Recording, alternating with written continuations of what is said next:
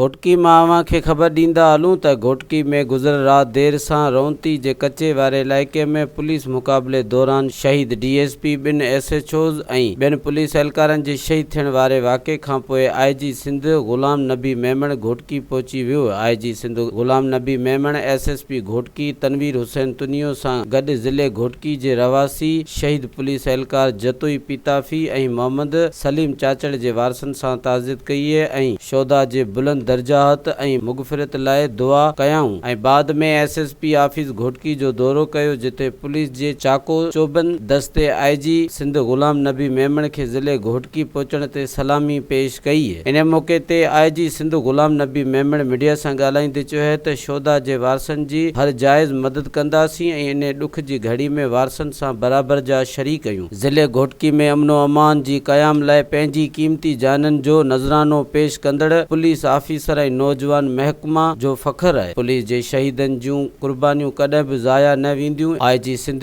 चयो आहे त धाड़नि जी मुकमल ख़ात्मे ताईं ऑपरेशन जारी रहंदो। ऑपरेशन बाबति नई हिकमत अमली जोड़ी वेंदी। इन मौके ते आईजी सिंध ग़ुलाम नबी मेमण सां गॾु एसएसपी घोटकी तनवीर तुनियो गॾु हुआ। मज़ीद ख़बरनि ऐं तफ़सीलात लाइ विज़िट कयो असांजी वेबसाइट www.awamiNewsHD.com ऐं ॾिसंदा रहो अवामी न्यूज़ HD।